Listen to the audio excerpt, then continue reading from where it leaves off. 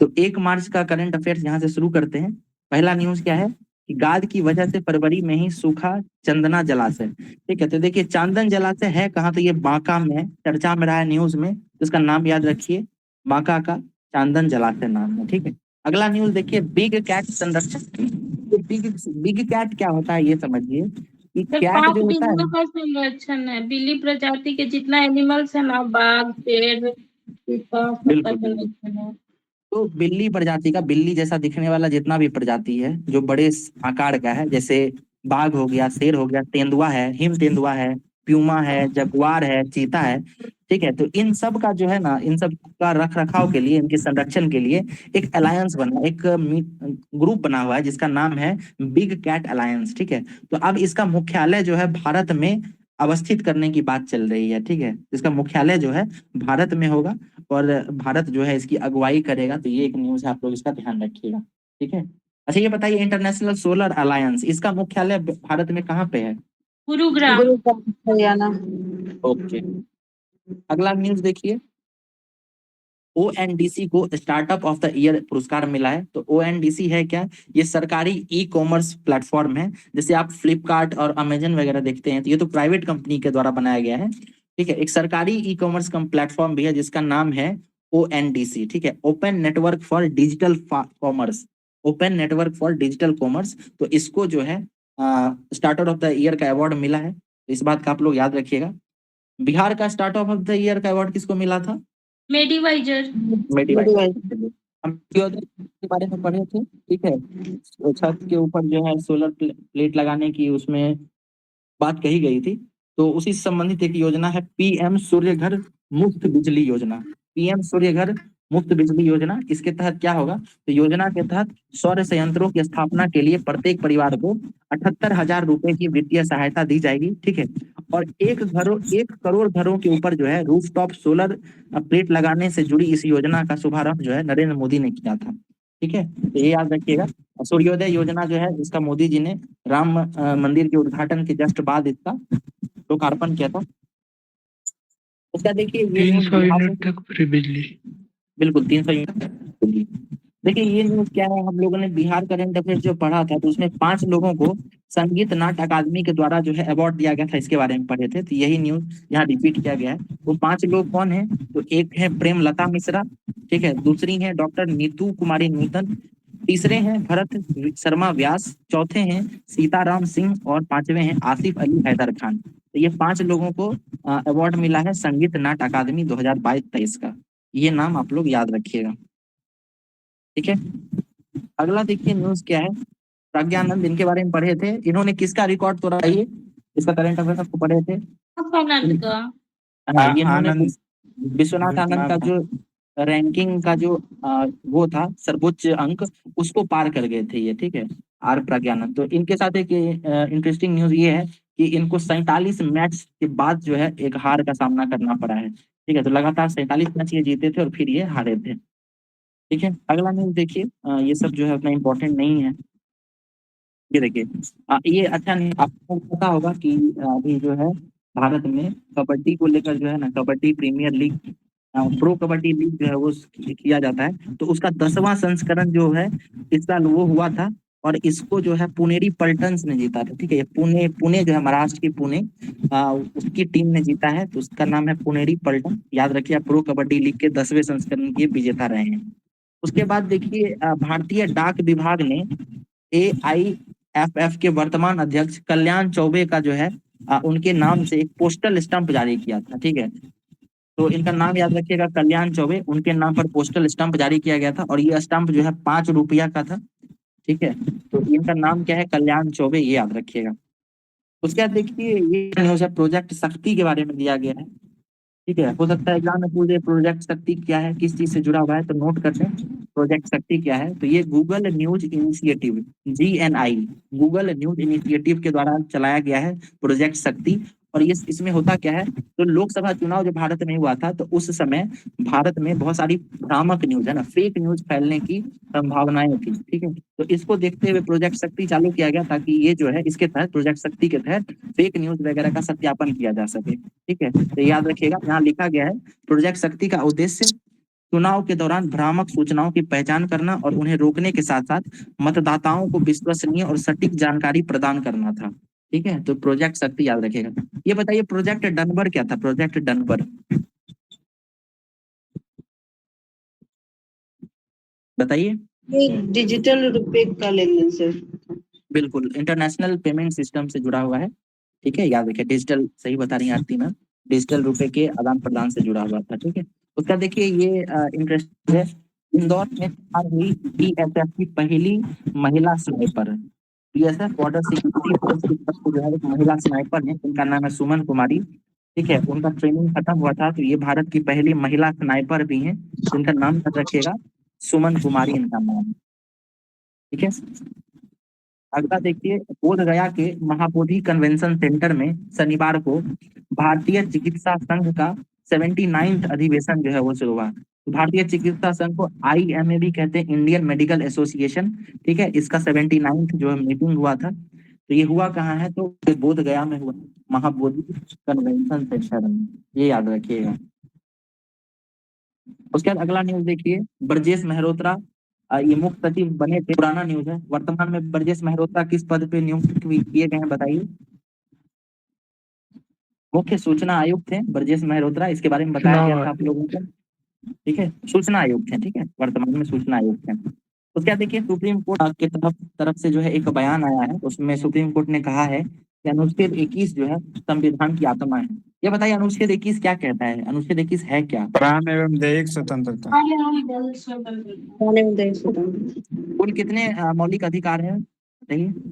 6। कौन से आर्टिकल में दिया गया है, कितने से कितने तक? 12 से 36। 12 से 35। 12 से 35 है, बिल्कुल 51। जी। उसमें से पहला बताइए क्या है? राइट टू इक्वेलिटी है, समानता का अधिकार। दूसरा क्या है बताइए? स्वतंत्रता का अधिकार। स्वतंत्रता का अधिकार। तीसरा क्या है? तीसरा धार्मिक स्वतंत्रता का अधिकार। बिल्कुल नहीं, तीसरा जो है ना वो बच्चों को और जो शोषण के विरुद्ध अधिकार है। बिल्कुल। और चौथा धार्मिक स्वतंत्रता का अधिकार। पांचवा क्या है? ये संस्कृति एवं शिक्षा का अधिकार। बिल्कुल, संस्कृति उसका है। और छठा क्या है? संवैधानिक अधिकार। उपचारों का अधिकार। अच्छा ये बताइए, ये जो 6 अधिकार है इसमें से आर्टिकल 21 जो है राइट टू लाइफ, ठीक है, जीवन जीने का अधिकार, ये किस में आता है? 1 2 3 4 5 में से किस में आएगा?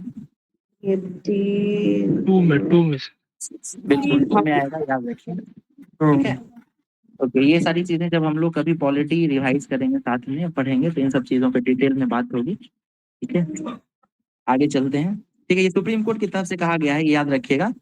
आर्टिकल 21 को संविधान की आत्मा कहा गया है। ठीक है, चलिए अगला देखिए क्या है। बहुत सारी योजनाएं, प्रधानमंत्री नरेंद्र मोदी जो है 18वीं लोकसभा से पहले चुनाव अभियान निकले थे, तो बेगूसराय और जहानाबाद या शायद औरंगाबाद है, ठीक है, तो यहाँ पे जो है एक ही दिन में, बिल्कुल औरंगाबाद और बेगूसराय में एक ही दिन में जो है इनका 2 सभा आयोजित किया गया था। और यहाँ मंच से जो है इन्होंने बहुत सारी योजनाओं का लोकार्पण, मतलब बहुत सारी योजनाओं का प्रस्ताव रखा था। उसमें से याद रखिएगा एक आमस से दरगाह प्लान के बारे में ये बात किए थे, ग्रीन फील्ड एक्सप्रेस है। अच्छा ये बताइए, ये ब्राउन फील्ड और ग्रीन फील्ड क्या होता है? क्या होता है? ग्रीन फील्ड जो नए तरीके से बनाया जाता है, और ब्राउन फील्ड मतलब पहले से वहाँ है लेकिन उसको रीडेवलप करना या फिर अपग्रेड करना।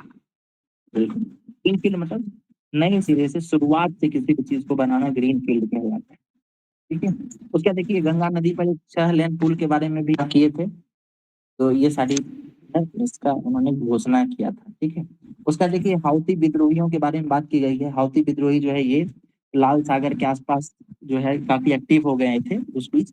तो इन्होंने क्या किया था कि एक जहाज था, ठीक है, उस पे उन्होंने हमला कर दिया था, तो इस वजह से चर्चा में रहा था। इस जहाज का नाम था रूबी मार। ठीक है, जहाज का नाम क्या है? रूबी मार।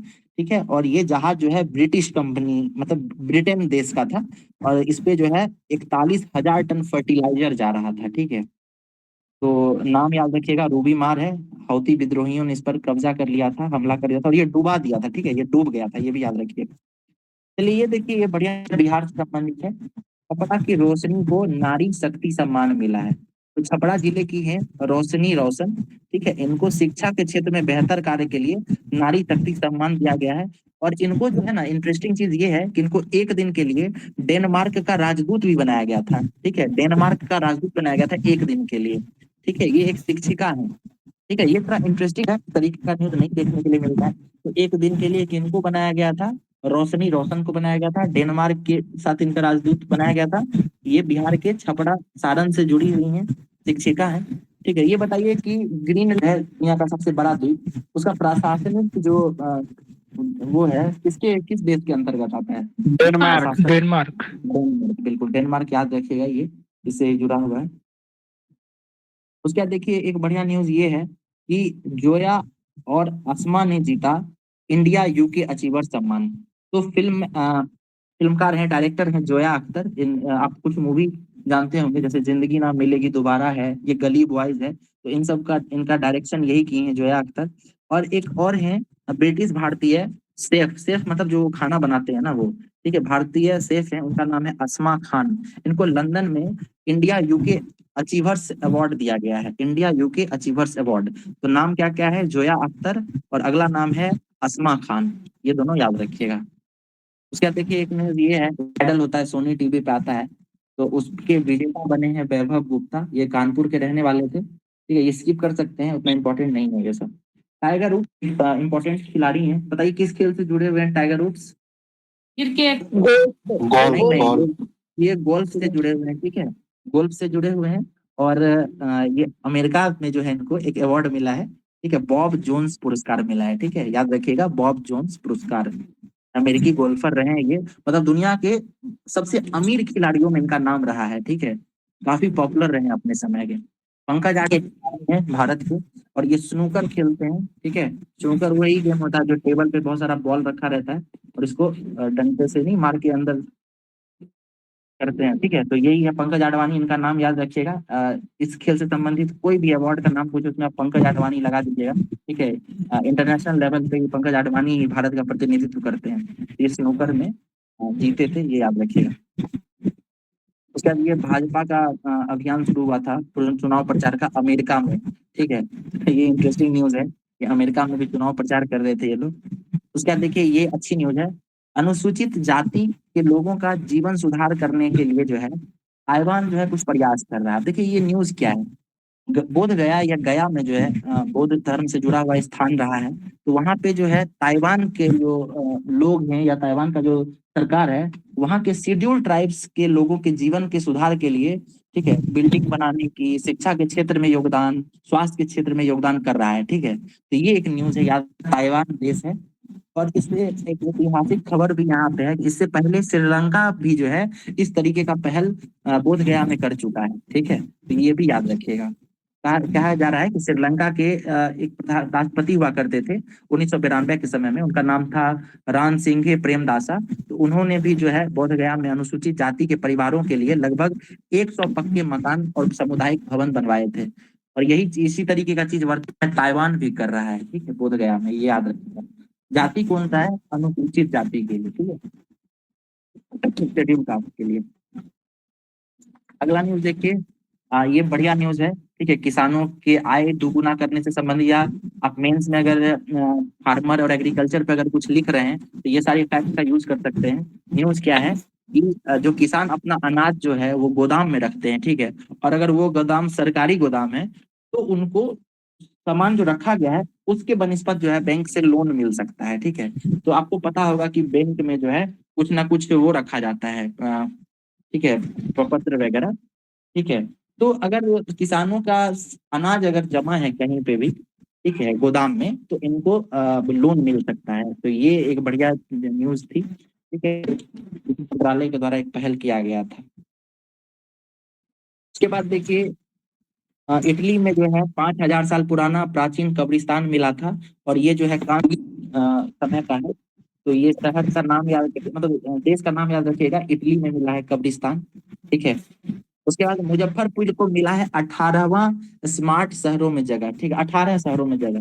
तो हुआ क्या है कि अभी भारत के जितने भी स्मार्ट सिटीज है उसका एक रैंकिंग तैयार किया गया था, तो उसमें जो है टॉप के 18 जो शहर है उसका एक लिस्ट जारी किया गया था, उसमें बिहार के मुजफ्फरपुर को भी स्थान दिया गया था। ठीक है, तो क्या न्यूज है कि देश भर के स्मार्ट सिटी शहरों के बीच हुए सिटीज 2.0 चैलेंज में बिहार के मुजफ्फरपुर शहर के देश के अंतिम 18 स्मार्ट शहरों में जगह बना ली है। मतलब टॉप का जो 18 शहर है उसमें ये आया है। ठीक है, ये याद रखिएगा, मुजफ्फरपुर का नाम याद रखिएगा। बिहार के कौन कौन से शहर स्मार्ट मिशन के डेवलप किए गए हैं, बताइए कोई। पटना, बिहार शरीफ, भागलपुर और मुजफ्फरपुर। मुजफ्फरपुर। अच्छा, बिहार के कौन कौन से शहर में मेट्रो चलाने की बात हुई है? पटना, दरभंगा, भागलपुर। बोध गया। गया, भागलपुर। दरभंगा। ठीक है, ये सब याद रखिए। चलिए अगला न्यूज देखिए।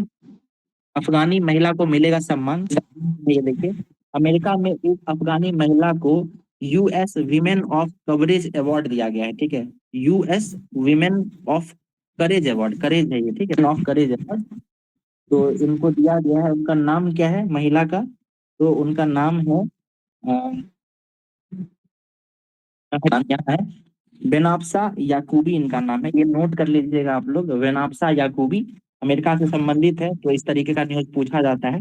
बेनाफ्सा याकूबी को 2024 का वीमेन ऑफ करेज अवार्ड दिया गया है। ठीक है, इन्होंने अफगानिस्तान में दृष्टिबाधित व्यक्तियों का समर्थन करने के लिए मतलब कोशिश किया था। ठीक है, तो ये नाम याद रखिएगा, बेनाफ्सा याकूबी को वीमेन ऑफ करेज अवार्ड मिला है। तो क्या देखिए, नदी के नीचे चलने वाली देश की पहली मेट्रो, कल मेट्रो जो है ये हुगली नदी के नीचे चलने वाली है। ठीक है, तो इस नदी के नीचे जो मेट्रो चलेगी उसका लोकार्पण हुआ था, उद्घाटन हुआ था, उसके बारे में ये न्यूज है। ठीक है, ये बेरोजगारी दर जो है भारत का ये घटकर 3.1% रहा था पिछले फाइनेंशियल ईयर में। तो ये एक न्यूज था, ये आप स्किप कर सकते हैं। हमें अगर आंकड़ा याद भी करना होगा तो बजट और इकोनॉमिक सर्वे का करेंगे। ठीक है, इसको स्किप कर सकते हैं। उसके बाद ये सारी न्यूज जो है मेंस पर्पज से ज्यादा इंपॉर्टेंट है। उसके बाद ये न्यूज बढ़िया है कि बिहार के ठाकुरगंज से संबंधित एक न्यूज है। तो ये बिहार के ठाकुरगंज का जो अनानास है, ठीक है, एप्पल बेर है और चाउ चाउ है। ठीक है, ये सारी डिशेज जो है यूएई के लिए रवाना हुई हैं। तो ये डिश का नाम याद रखिएगा, बिहार के ठाकुरगंज से जुड़ा हुआ है। यहाँ का अनानास है, एप्पल बेर है और चाउ चाउ है। ठीक है, तो ये चाउ चाउ कुछ होता होगा, आइडिया नहीं है उसके बारे में। ये सारी चीजें जो है यूएई गई हैं, याद रखिएगा। उसके बाद इनके व्यक्ति हैं, इनका नाम याद ठाकुरगंज रखिएगा। किस इनका जिले नाम में है है सर? ठाकुरगंज जो है ना, ये कटिहार में है। ठीक है, एक बार वैसे चेक कर लीजिएगा आप लोग। ठीक है, ठाकुरगंज से संबंधित जी बिल्कुल, किशनगंज में है किशनगंज में बिल्कुल चाय से जुड़ा हुआ एक चाय पत्ती वगैरह यहाँ से चाय का उत्पादन होता था ठाकुरगंज में। ये बीपीएससी में पूछा हुआ भी सवाल है, आप लोगों को याद होगा ठाकुरगंज के वगैरह में बारे में। ये देखिए, एक व्यक्तित्व है, इनके बारे में पढ़ लीजिए, ये लास्ट न्यूज है। इनका नाम है जलालुद्दीन अंसारी। ठीक है, जलालुद्दीन अंसारी है। ये एक साइकिलिस्ट हैं, दरभंगा जिले से जुड़े हुए हैं, पैरा साइकिलिस्ट हैं। ठीक है, तो इनको मेडल लाओ नौकरी पाओ के तहत जो है नौकरी दिया गया था। ठीक है, ये अवार्ड जीते थे। तो इनका नाम याद रखिएगा, जलालुद्दीन अंसारी, दरभंगा जिले से हैं, पैरा साइकिलिस्ट हैं, मेडल लाओ नौकरी पाओ के तहत जो है इनको नौकरी दिया गया है। ये सारी न्यूज है और इतना इम्पोर्टेंट है नहीं। तो इस तरीके से जो है यहाँ हम लोग 6 तारीख तक जो है मार्च का करंट अफेयर्स देख चुके हैं। ठीक है, तो बाकी करंट अफेयर्स जो है अब आगे देखेंगे अगली क्लास में। ओके, एक वीक का जो है मार्च का भी एक वीक हम लोग खत्म कर चुके हैं।